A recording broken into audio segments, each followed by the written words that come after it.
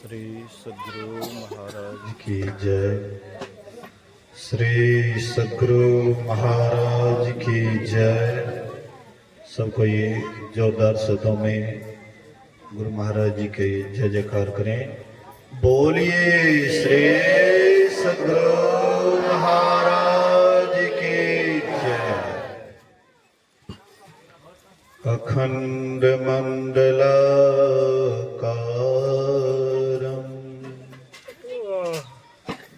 व्याप्तं येन चराचरं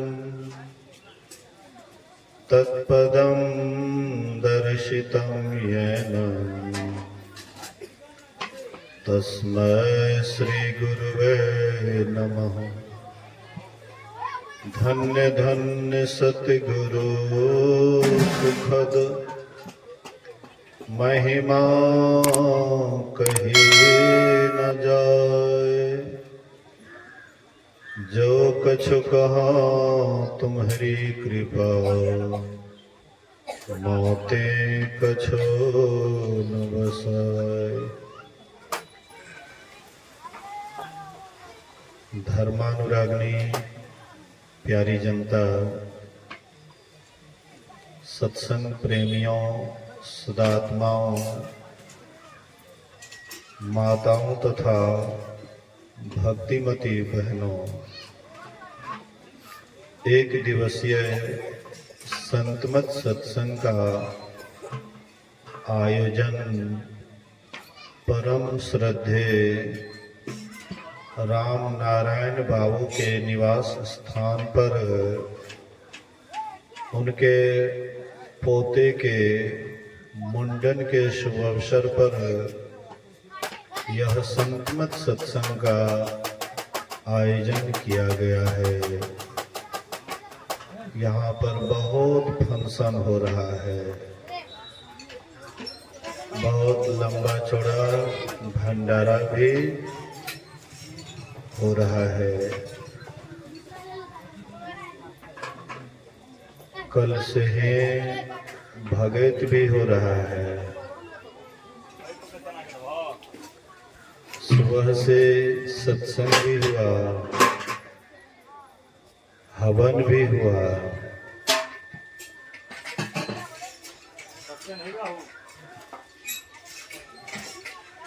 लोगों के मन में होता है कि कोई नाखुश ना रहे, सब खुश हो जाए, सब प्रसन्न हो जाए।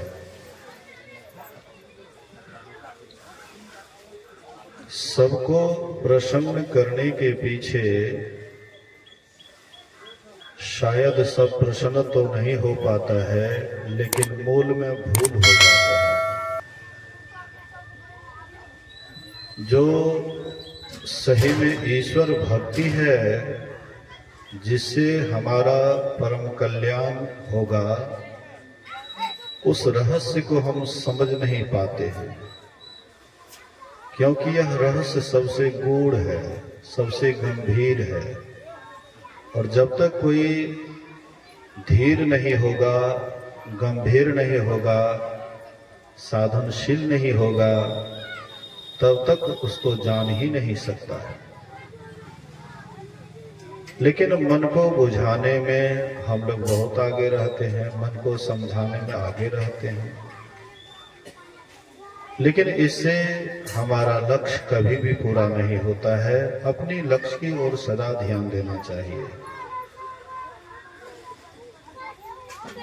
एक सधे सब साधे सब जाए, रहीमन सींचे मूल को तो फले फूले अघाए। हम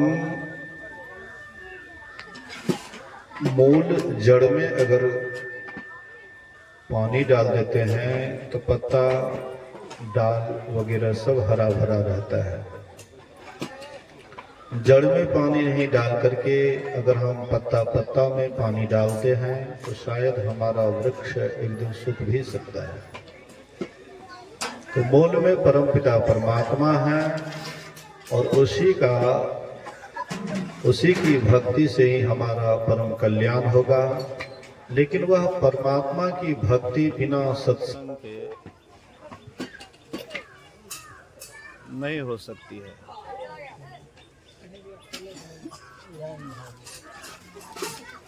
बोलिए श्री सद्गुरु। तो वह परमात्मा की भक्ति बिना सत्संग के नहीं हो सकती है।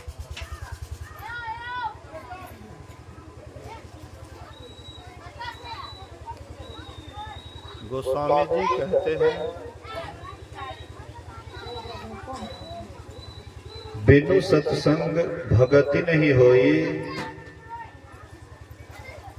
ते जब द्रवई मिलई जब सोई। बिनु सत्संग, बिना सत्संग की भक्ति नहीं हो सकती है। चाहे आप करोड़ों उपाय कर लीजिए, बिना सत्संग की भक्ति नहीं हो सकती। सत्संग में भक्ति करने का तरीका बतलाया जाता है। भगत में रात भर भगत गाए, क्या कुछ करने का तरीका बतलाए? आप ऐसा नहीं सोचिएगा मैं खंडन करता हूं, लेकिन थोड़ा गंभीर से सोचिएगा कि रात में बहुत गाए बजाए, लेकिन क्या तरीका कुछ बतलाए कि ऐसे करने से हमारा कल्याण होगा, इस तरह से करेंगे तो हमारा उद्धार होगा? हाँ, कुछ ऐसे पुण्यात्मा थे जिसका वे लोग नाम गा करके सुना रहे थे, लेकिन वे कैसे महात्मा हुए, कैसे महापुरुष हुए? ऐसे पुण्यात्मा होना या देवलोक में जाना या और भी कुछ हो जाना, इसकी संतों ने कोई विशेष बड़ाई नहीं की है। बड़ाई उसकी की है जो ईश्वर परमात्मा को प्राप्त कर लेते हैं। पुण्यात्मा होना, देवलोक में जाना, इस सब की कोई विशेष बड़ाई नहीं की है। लेकिन जो ईश्वर परमात्मा को प्राप्त कर लेते हैं, ईश्वर को जान लेते हैं, उसको पहचान लेते हैं, उसमें समा जाते हैं, उसको प्राप्त कर लेते हैं, उसकी विशेष बड़ाई की है। लेकिन वह ईश्वर परमात्मा को प्राप्त करने के लिए जब तक ऐसे महापुरुषों के पास नहीं जाइएगा जो उसको प्राप्त किए हुए हैं, तब तक हम उसको नहीं जान सकते।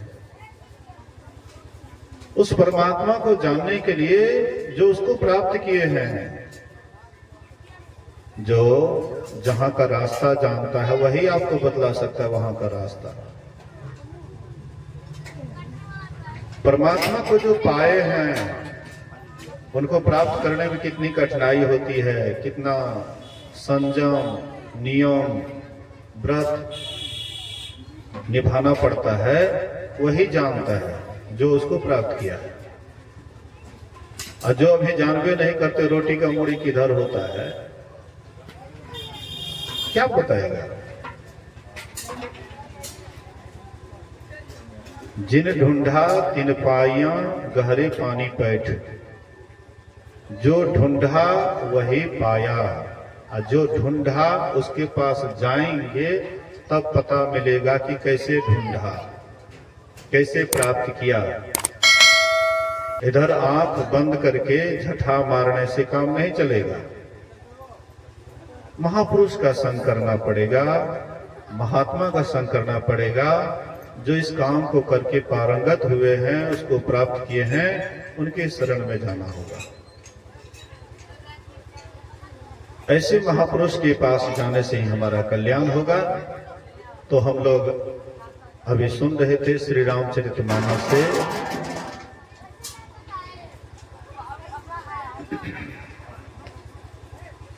एक समय का प्रसंग है। महाराज दशरथ अपने चेहरे को निहारते, दर्पण में, शीशा में सब आदमी चेहरा निहारता है, अपना अपना चेहरा सब आदमी निहारते हैं। चेहरा निहारने के बाद कोई कोई चेहरा निहारने से कुछ उपदेश लेते हैं। कुछ आदमी चेहरा जब निहारते हैं, शीशा देखते हैं तो देखते हैं कि उम्र बीत रहा है, समय बीत रहा है। एक दिन यह बाल काला था, अब सफेद हो गया। कुछ आदमी शीशा निहारते हैं, देखते पका हुआ तो उसको पेंट करते हैं। दोनों में अंतर है। एक सोचते हैं कि बुढ़ापा आ गया है, इसलिए कुछ ऐसा काम करना चाहिए जिससे कि हमारा उद्धार हो, कल्याण हो। और दूसरे होते हैं कि बुढ़ापा नहीं, हम बूढ़े नहीं हैं। कौन कहता है हमको बूढ़ा? अब मन तो कभी बूढ़ा होता भी नहीं। शरीर बूढ़ा हो जाता है, मन सब दिन युवा ही रहता है। मन कब बूढ़ा होता है? जब आप भजनीक होते हैं, साधना करते हैं, ध्यान करते हैं, ध्यान के शिखर पर चढ़ते हैं, तब मन बूढ़ा होता है। नहीं तो बाल पकने से बूढ़ा नहीं होता है।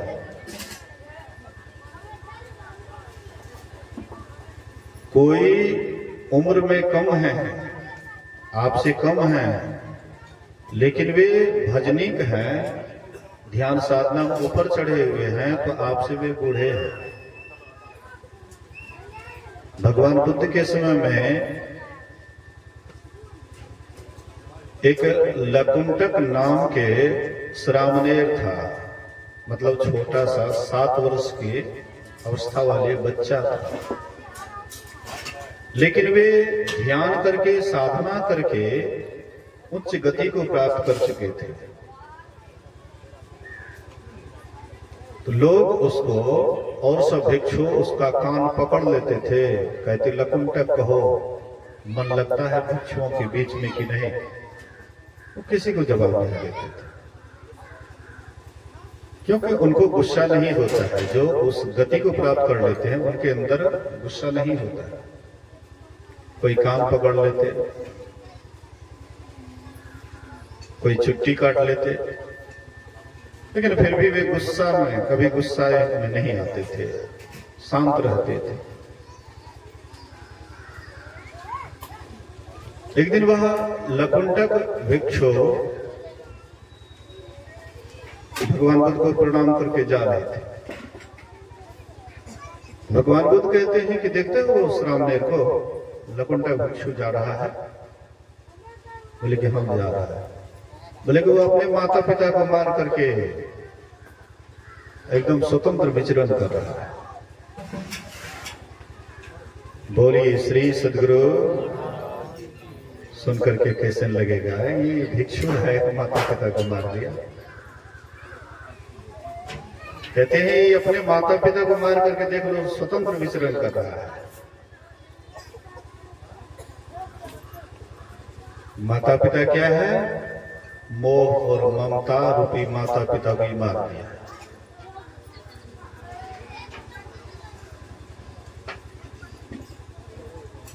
कहते हैं मोह रूपी माता मर गई, बोधमय पुत्र का जन्म हुआ।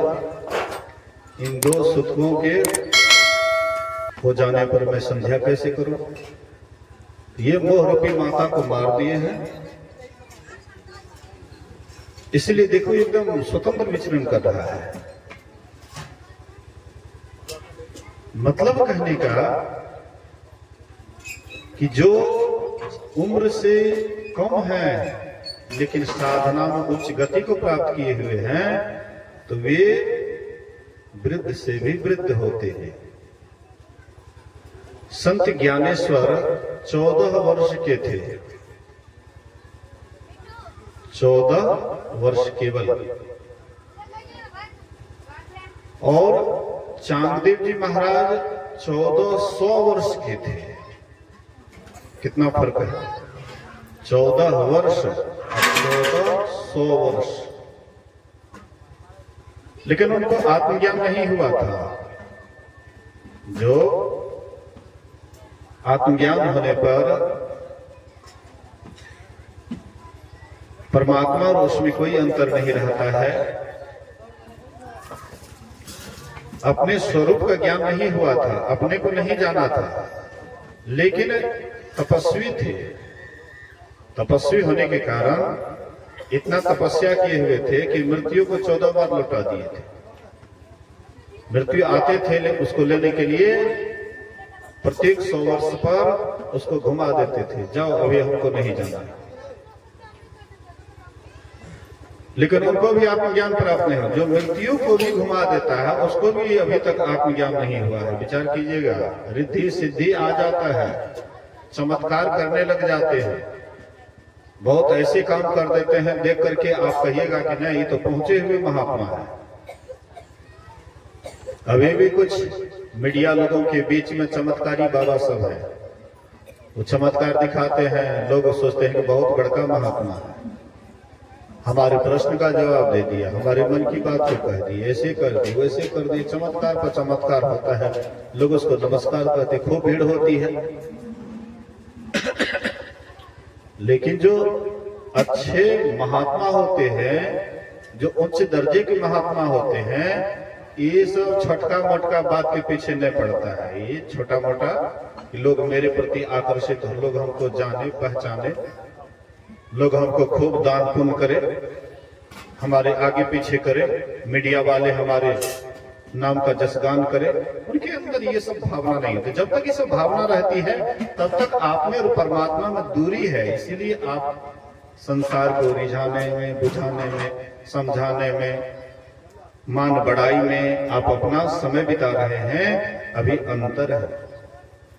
अच्छा बोलिए, तो परमात्मा मान बड़ाई चाहता है, परमात्मा सोचता है कि हमारा खूब जसगान हो। कभी आकर के परमात्मा बोले? जो जितना ही महान होता है वह उतना ही छोटा छोटा बात के पीछे नहीं जाता है। परमात्मा कभी भी नहीं कहता है कि मैं हूं, महान हूं, ऐसे करो वैसे करो। ये तो हम लोग अपने स्वार्थ के कारण उसका नाम लेते हैं, उनको इससे कोई मतलब नहीं है। कहने का आशय है, जो अच्छे महापुरुष होते हैं ये सब के फेरे में नहीं पड़ते। तो शीशा देखने से भी जिनके पास में जैसा ज्ञान होता है, शीशा देखने के बाद उनके भीतर में वैसा ही विचार होता है। महाराज दशरथ भी शीशा देखते हैं। शीशा देखने के बाद कान के पास एक पका हुआ बाल दिखाई पड़ा। महाराज दशरथ मन में विचार करते हैं कि शायद ये कान के पास जो पका हुआ बाल है मानो संकेत कर रहा है कि अब तुम्हारा बुढ़ापा आ गया है, अब तुम राम को राजगद्दी क्यों नहीं दे देते हो, अब तुम क्यों नहीं परमात्मा की भक्ति करते हो। ये पका हुआ बाल संकेत कर रहा है कि अब बुढ़ापा आ गया है, इसलिए राम हर तरह से योग्य हो गया है। अब क्यों तुम ये राजपाट के पीछे माथा पच्ची कर रहे हो, राम को राजगद्दी दे दो और तो परमात्मा का भजन करो।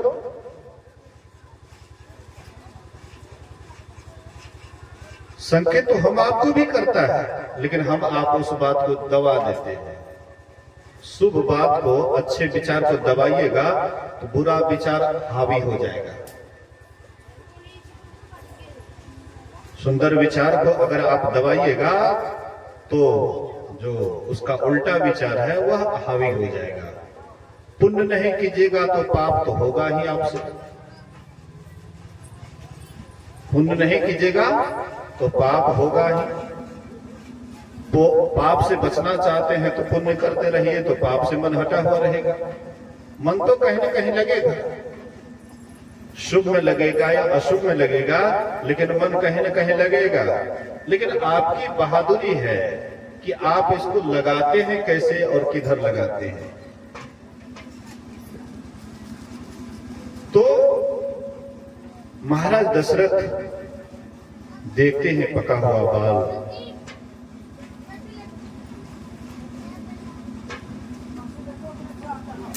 पका हुआ बाल देखते हैं, उनके अंदर में प्रेरणा होती है, बुढ़ापा आ गया है, अब क्यों नहीं हम परमात्मा का भजन करें।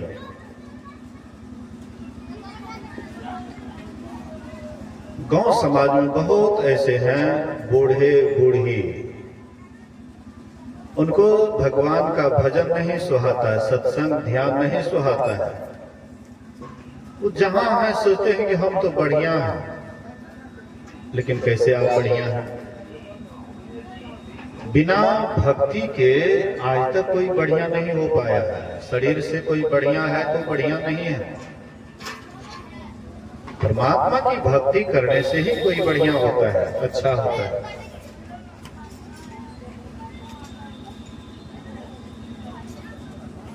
पुराने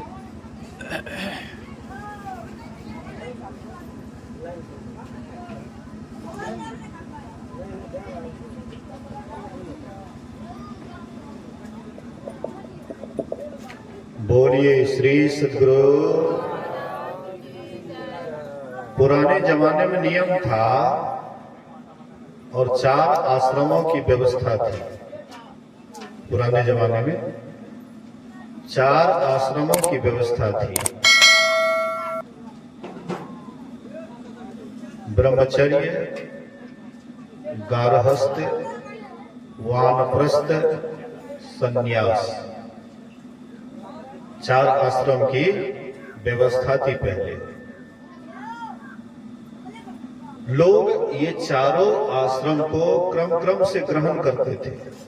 समय के साथ जैसे उम्र बीतता था वैसे वैसे क्रम क्रम से चारों आश्रमों को लोग ग्रहण करते थे, स्वेच्छा से, जबरदस्ती नहीं।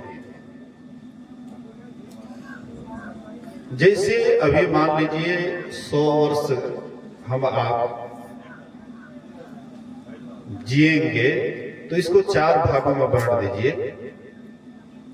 25 वर्ष तक ब्रह्मचर्य आश्रम, 25 से 50 गृहस्थ आश्रम, 50 से 75 वानप्रस्थ आश्रम और 75 से 100 संन्यास आश्रम।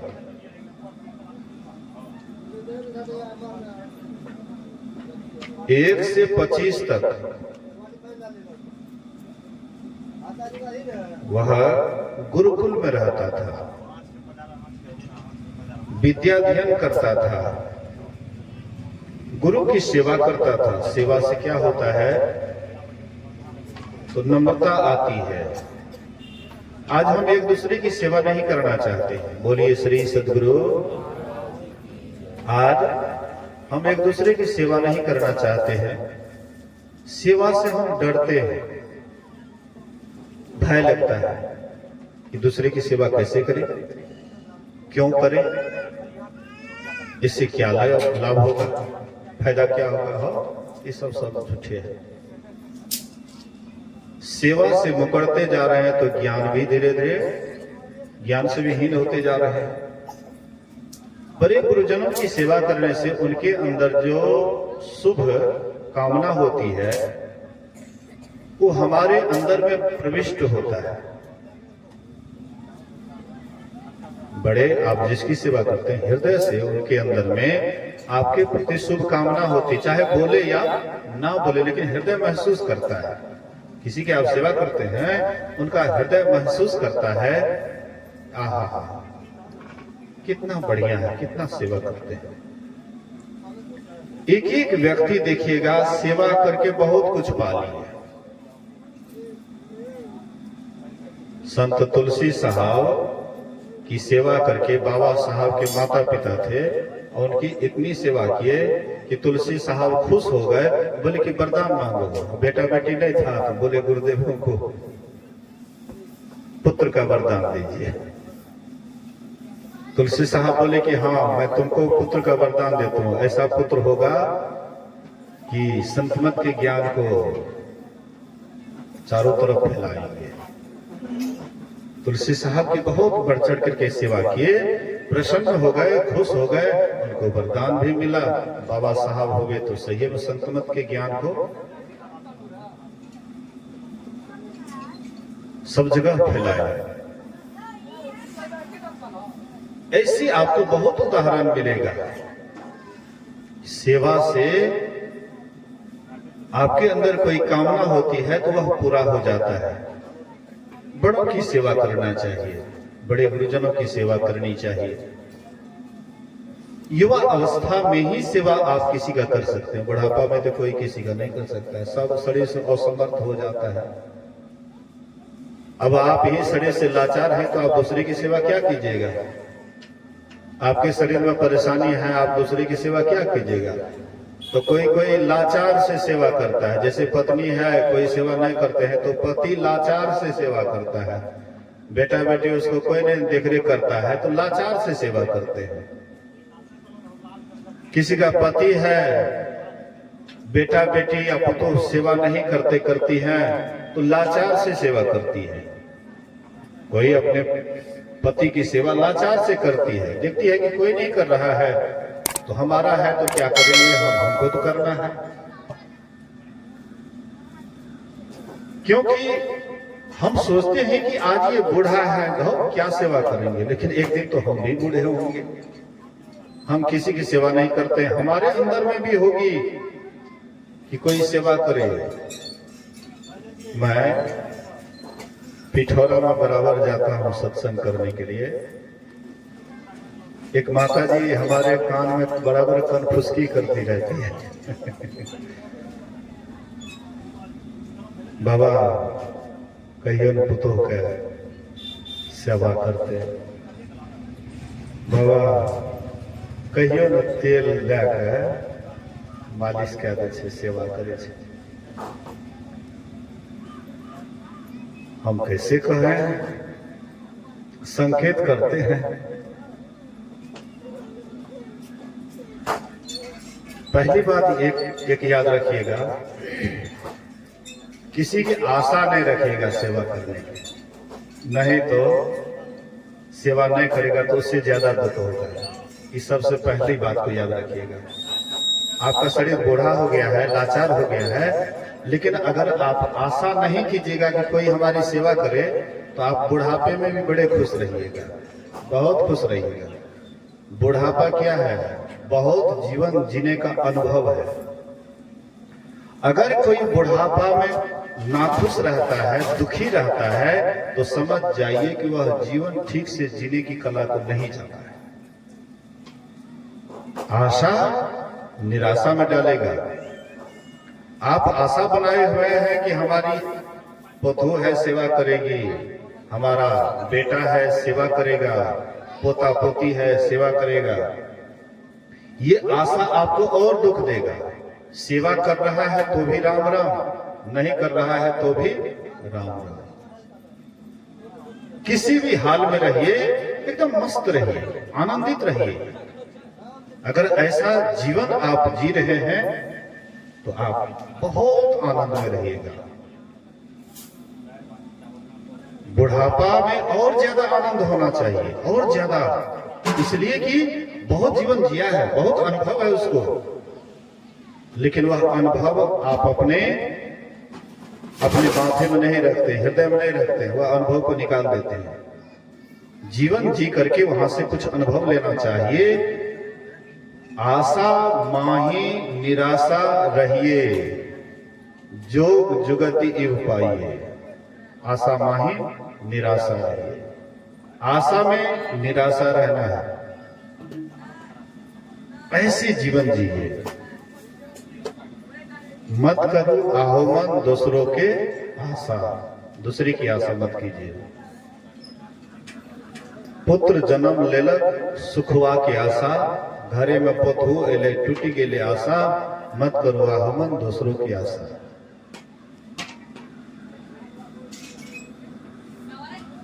इसलिए दूसरे की आशा छोड़ दीजिए। हाँ, अगर कोई सेवा कर रहे हैं या कर रही है युवावस्था में अपने वृद्ध जनों की, ये उनकी विशेषता है,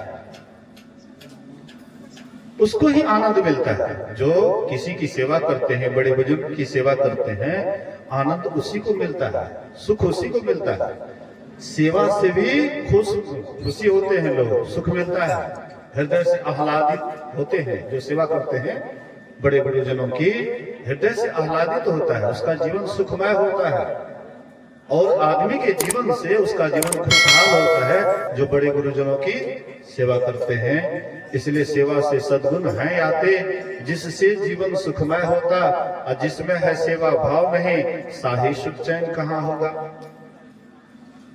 मां सबरी इतने बड़े गति को कैसे प्राप्त कर ली? बहुत ऋषि मुनि थे जो उच्च गति को प्राप्त हुए नहीं कर पाए, अब मां सबरी सेवा के ही बल पर, साधु महात्मा की सेवा के ही बल पर बहुत उच्च गति को प्राप्त कर ले। आप कहिएगा कि बाबा सेवा करेंगे, कैसा महात्मा है नहीं है पता नहीं। आपको ये भी डर होता होगा, होना भी चाहिए कि क्या पता कैसा महात्मा है।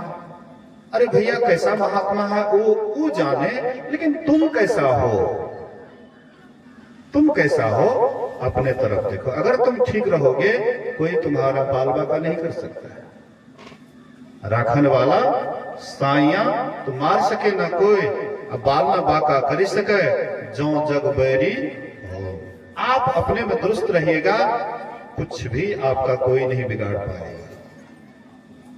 लेकिन वह डर से हम सेवा छोड़ दें कि क्या कैसा है नहीं है, हम अपना कर्तव्य छोड़ दें, हम अपने कर्तव्य से नीचे गिर जाएं। सेवा करेंगे, निश्चित करेंगे अपने आप में, लेकिन हर हमेशा सावधान रहेंगे। अगर इस विचार से सेवा करेंगे जरूर है एक न एक दिन हम भी उच्च गति को प्राप्त करेंगे। तो कहने का आशय है, मतलब है, पुराने जमाने में ये 4 आश्रमों की व्यवस्था थी। गुरुकुल में सेवा करते थे, बचपन से ही उनको सेवा करने का आदत हो जाता था। गुरु जी की सेवा करते थे, गुरु माता की सेवा करते थे, बड़े गुरुजनों की आज्ञा का पालन करते थे। गुरुकुल में 25 वर्ष तक जीने का ठीक ठीक ढंग सीख लेता था।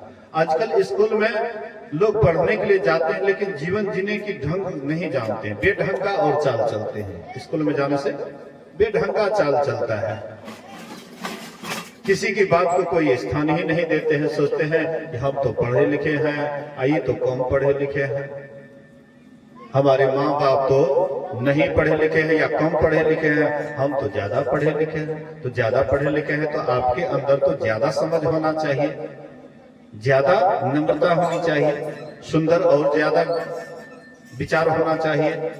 तो पढ़ने के बाद क्या होता है कि हम बहुत बड़का हैं, हम बहुत ज्यादा जानते हैं, हमारे सामने वो सब क्या है। ये सब तो अंग्रेजों का विचार है। अंग्रेज हम लोगों को कैसा दिखता था? बिल्कुल भैंसलेट, बिल्कुल गया गुजरा। शायद आपके भीतर वह अंग्रेज ही बैठा हुआ है। आप देखने में लगते हैं भारतीय, लेकिन आप भारतीय वाला कोई लक्षण आपके अंदर नहीं है।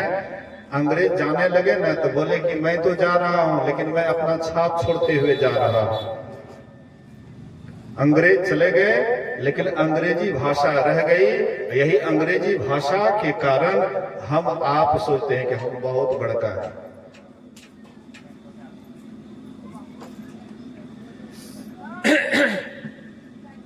लेकिन विद्या विनय सिखाती है, अहंकार नहीं। विद्या ददाति विनयम, विद्या विनय सिखाती है। और जिस विद्या से आपको अहंकार हो रहा है कि हम विशेष हैं, इसका मतलब है कि आपके अंदर विद्या नहीं अविद्या है। विद्या का घमंड और विद्या का नाम है। इसलिए विद्या से कभी घमंड नहीं होता है, नम्रता होती है, एक दूसरे का आदर करने के लिए जानता है, न कि अपमान करने का। ऐसा विद्यार्थी, जो अच्छे विद्यार्थी हैं, वे कभी ऐसा नहीं करते। तो गुरुकुल में बड़ा सिस्टम से रहते थे, बड़ा गुरुजी की आज्ञा का पालन करते थे। लेन देन भी वैसा नहीं था आजकल जैसा लेन देन है। शिक्षक आते हैं तो 1000 रुपया एक विद्यार्थी पर लेंगे, या 500 होम ट्यूशन, इतना लेंगे तब हम पढ़ाएंगे। लेन देन पहले हो जाता है, इसलिए वैसी श्रद्धा नहीं हो पाती है। जैसी श्रद्धा शिष्य और गुरु में होना चाहिए, उस तरह की श्रद्धा नहीं हो पाती है। लेन देन आता है, इसलिए श्रद्धा की कमी हो जाती है। पुराने जमाने में लेन देन की प्रथा नहीं थी। विद्यार्थी मांगते थे, भिक्षा मांग करके लाते थे, गुरुजी को सौंप देते थे, और गुरुजी सब उसी से सबका निर्वाह करते थे। उनका भी भरण पोषण उसी से चलता था। ये गुरुकुल का सिस्टम था, नियम था। 25 वर्ष तक गुरुकुल में रहते थे। जो भी कलात्मक ढंग होता है जीवन जीने की, सब कुछ वहां सीख जाते थे। उसके बाद जब वह संसार में प्रवेश करता था, जब शादी हो जाती थी, तो पति पत्नी में भी बड़ा सिस्टम से रहते थे। इसलिए हम लोग आर्य कहलाते हैं। आर्य मतलब सुसंस्कृत, पढ़े लिखे, विद्वान, सभ्य, विचारवान, ऐसे को आर्य कहते हैं। हम लोग आर्य हैं। अनार्य है अंग्रेज, आर्य हम लोग आर्य हैं। इसलिए आर्य वाला हम आपके विचार होना चाहिए। तो पुराने जमाने में पूरा सिस्टम, आर्य का पूरा सिस्टम, बड़े ढंग से जीवन जीते थे, इसलिए वे महान होते थे। अभी भी हम महान हो सकते हैं अगर सिस्टम में रहे तो 25 वर्ष तक ब्रह्मचर्य आश्रम में रहते, 25 से 50 तक गृहस्थ आश्रम में रहते। पति पत्नी का भी कब संजोग होना चाहिए वो भी सिस्टम जानते थे। सारा ज्ञान उनके पास होता था। गुरुकुल में सभी ज्ञान प्राप्त कर लेते थे। तो किस मुहूर्त में कब पति पत्नी का संजोग हो, तो कैसा संतान प्राप्त हो, ये सब भी सारी बातें उनको जानकारी थी। इसलिए अच्छा से अच्छा पुत्र होता था। महर्षि कश्यप को 2 पत्नी थी। एक का नाम दीति और दूसरे का नाम अदिति। तो अदिति से देवता पैदा हुए, अदिति से दानव पैदा हुए, राक्षस पैदा हुए। कारण क्या है जानते हैं? कुछ समय में, संध्या के समय में, जब भूत प्रेत, शाम के समय भूत प्रेत घूमते रहता है, शिव जी अपना गण के साथ शाम में घूमते रहता है। भूत प्रेत लेकर के घूमते रहता है। बहुत आदमी शाम का समय होता है, कहते लो खाने के लिए लो, ना सुमरन, न ध्यान, न परमात्मा का स्मरण, न कोई सुंदर विचार, न कोई बोली। कहीं से आया हड़बड़ा करके लो खाने के लिए। उस समय खाता है तो भूत प्रेत भी उसके साथ खाता है, उसका संस्कार और बिगड़ जाता है। वही सांझ के समय में वही भूत प्रेत जिस समय में घूमते फिरते रहता है। दीति जबरदस्ती अपने पति को एकांतवास में लेकर के चली गई। लाख मना करते रहे महर्षि कश्यप, दीति ये तुम ठीक नहीं कर रही है, इसका परिणाम बुरा होगा। बोले कोई बुरा कोई भला हम नहीं जानते हैं, हम जो कहते वही कीजिए। नहीं माने, उससे क्या हुआ? अभी भी क्या हो रहा है? अभी वर्तमान में भी क्या हो रहा है? हमको लगता है द्वितीय का सब सखी है, सब उसी का संगी साथी है। न नियम, न कायदा, न कोई ये सब विचार नहीं है। वो तो अनजान में संतान हो जाता है। पहले गर्भाधान संस्कार होता था, नियम के साथ गर्भाधान संस्कार होता था। अब कौन कहता है, कौन जानता है गर्भाधान संस्कार किसको कहता है? अचानक ही संतान हो जाता है। तो अचानक जो संतान होगा तो वैसा ही होगा ना। उसको क्या सोचेगा कि राम की तरह संस्कारी हो, कृष्ण की तरह महान हो? हो ही नहीं सकता है। अच्छे जो महापुरुष होते हैं, बहुत ऐसे महापुरुष हैं जो अभी भी सुनने में आशा देख रहे हैं कि कोई ऐसा गर्भ मिले हमको, कोई पवित्र गर्भ मिले हमको कि उसके गर्भ में जाकर के हम संसार में जाकर के परमात्मा के ज्ञान का प्रचार करें। लेकिन वैसा उसको पवित्र गर्भ नहीं मिलता है, वैसा सुंदर गर्भ नहीं मिलता है। बेचारे आकाश में ही, शून्य में ही विचरण करके रह जाते हैं, लेकिन उनको यहाँ धरती पर आने का संजोग नहीं मिलता है। वैसा माता पिता होगा तब तो आएंगे। पवित्र महान पवित्र आत्मा को जन्म देने के लिए कोई पवित्र आत्मा ही तो होगा। कचरा में नहीं ना पवित्र है, पवित्र आत्मा जन्म ले लेंगे कचरा में। जो वासना के दलदल में फंसा हुआ है, उसके गर्भ से कैसे निर्वासना वाला आत्मा पैदा होगी। निर्वासना वाला आत्मा को पैदा करने के लिए माता पिता भी उसी तरह का निर्वासना होनी चाहिए। सिस्टम में रहते थे, दिति जबरदस्ती किए, उससे राक्षस हुआ। लेकिन अदिति पति के आज्ञा के अनुकूल प्रत्येक बात को मानने वाली, एक भी उनकी बात का उल्लंघन नहीं, क्योंकि कश्यप भी महात्मा थे, ऋषि थे, वे हर एक रहस्य को जानते थे। आजकल के पति उस रहस्य को नहीं जानते हैं, इसलिए जैसे तैसे चाल से चलते हैं, परिणाम तो उसका देख ही रहे हैं। लेकिन उनके पति बड़े ज्ञानी थे, पहले ही साधना किए हुए थे, शरीर को तपाए हुए थे। जो अपने शरीर को तपाते हैं, उसी के द्वारा कोई अच्छा तपस्वी पैदा होता है। शरीर को तपाए हुए थे, इसलिए उनके द्वारा जो संतान होता है वह देवता होता है, देवता होता है। और अंत में कपिल मुनि भी उन्हीं के द्वारा होता है। भगवान विष्णु कपिल मुनि के रूप में अवतार लेते हैं, जो अदिति को उपदेश करते हैं मोक्ष का, मुक्ति का। तो ये सिस्टम गृहस्थ आश्रम में पहले जमाने में ये बड़ी सिस्टम से लोग चलते थे, इसलिए गृहस्थ आश्रम बड़ा सुखी रहता था। कहे कबीर निज रहनी संहारी, सदा आनंद रहे नर नारी। आज कोई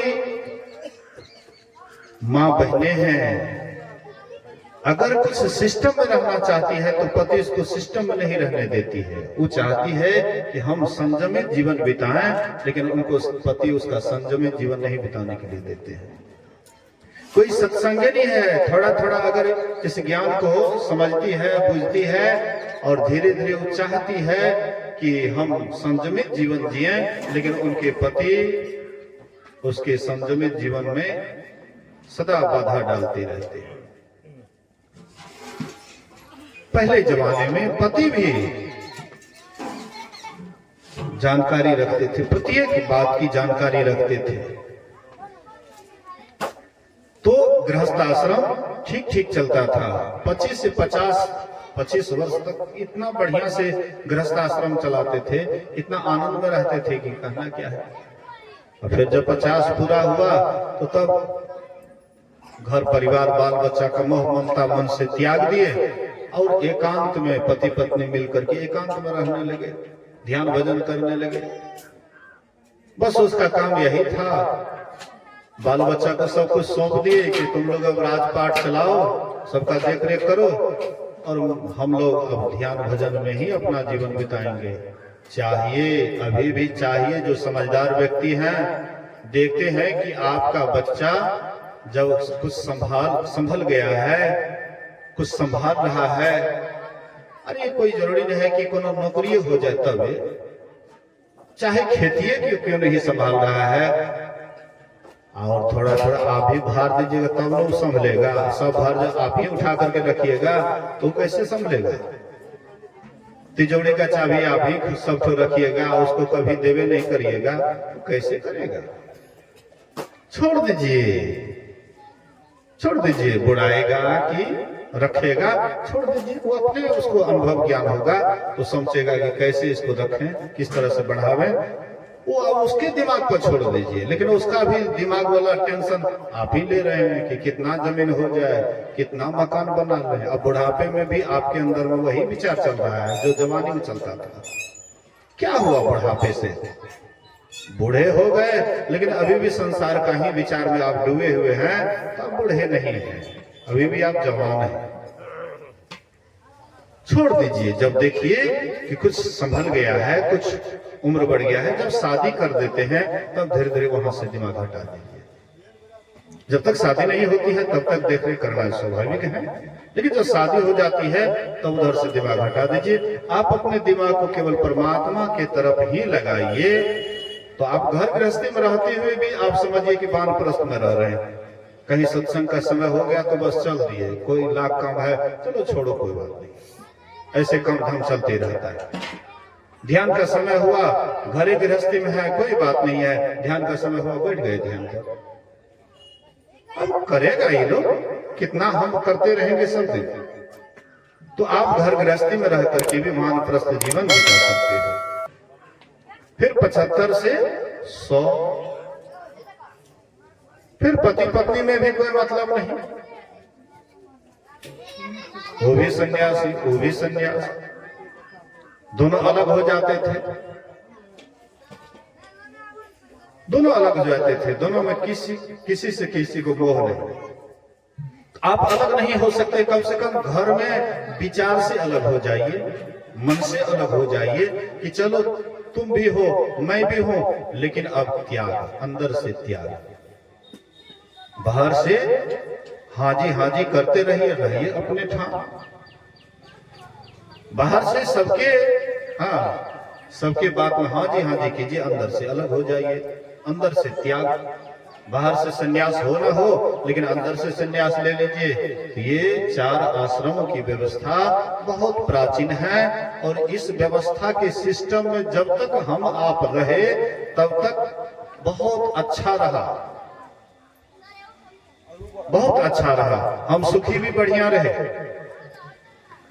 लेकिन जब से ये सिस्टम में गड़बड़ी हुई, जब से ये सिस्टम में अंतर हुआ, तब से हमारे जीवन में भी अंतर पड़ गया। तब से हम धीरे धीरे टेंशन लाइज होते गए। तब से हम लोग दिन रात हाय में लग गए। सिस्टम को छोड़े, दिन रात बुढ़ापे तक भी लोग चैन से नहीं रह पाता है। बुढ़ापे में भी देखिएगा बेचैन रहता है। महर्षि साईं स्वामी महाराज कहते हैं, बूढ़ापन में धन अरु जन के तृष्णा छुए छे असमान हो, उमर बिहान भेले हो राम। अब की करिए भगवान हो, उमर बिहान भेले हो राम। बुढ़ापन में धन अरु जन के, बुढ़ापे में धन संपत्ति की अधिक तृष्णा हो जाती है, बाल बच्चे के प्रति भी अधिक तृष्णा हो जाती है। तृष्णा छुए छे आसमान, आकाश को छोड़ा, मतलब बहुत ज्यादा हो गया। तृष्णा आपके अंदर बहुत ज्यादा हो गया है। लेकिन ये तृष्णा कब मिटेगी? राम भजन बिनु मिटहि की कामा, फल विहीन तरु कभू की जामा।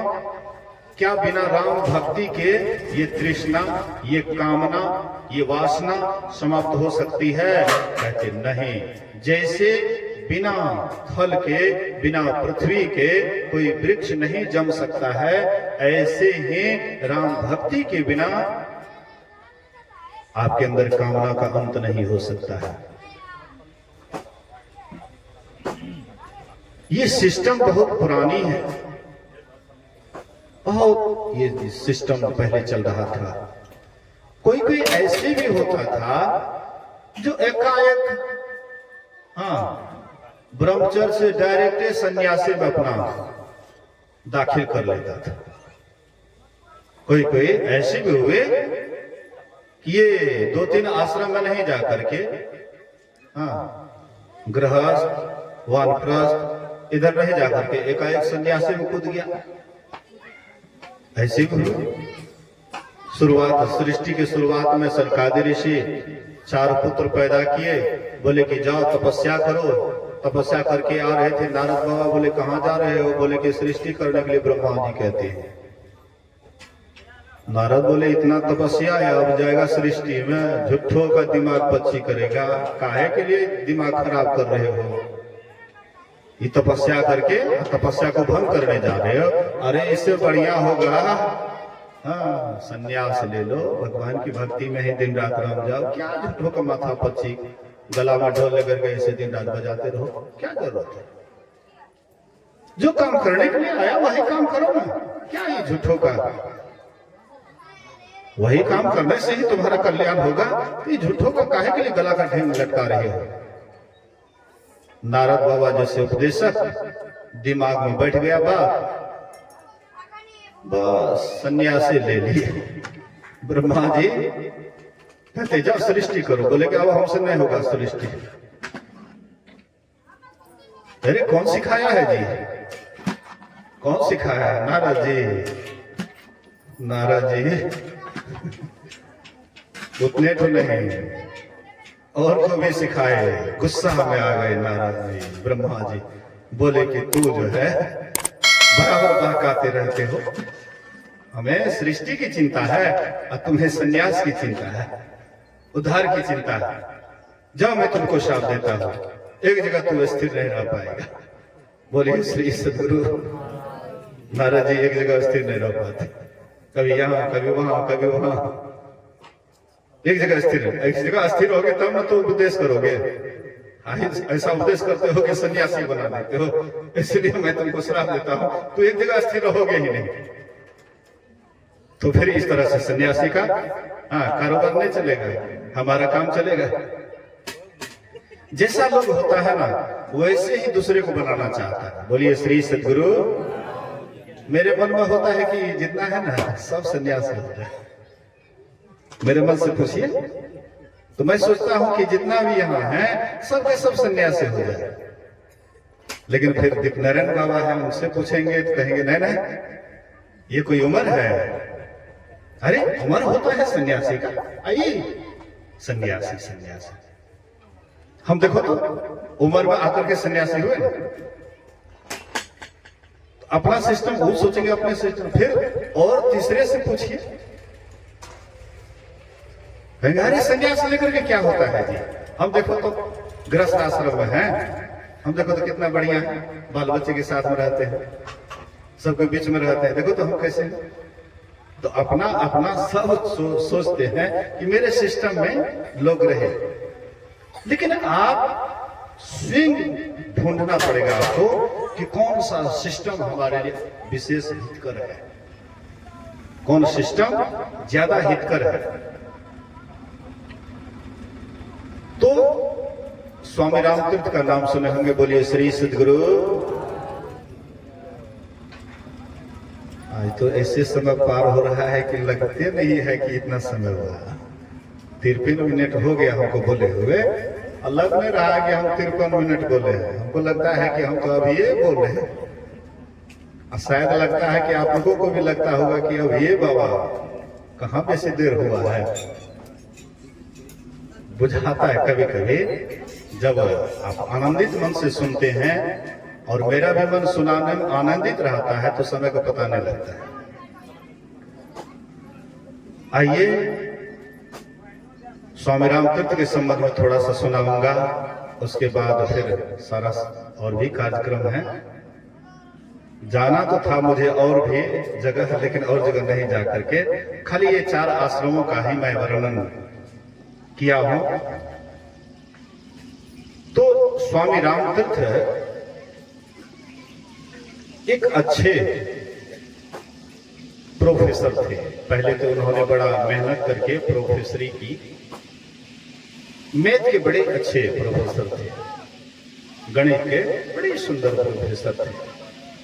विद्यार्थी को बड़ा ढंग से पढ़ाते थे, उसके दिमाग में घुसा देते थे।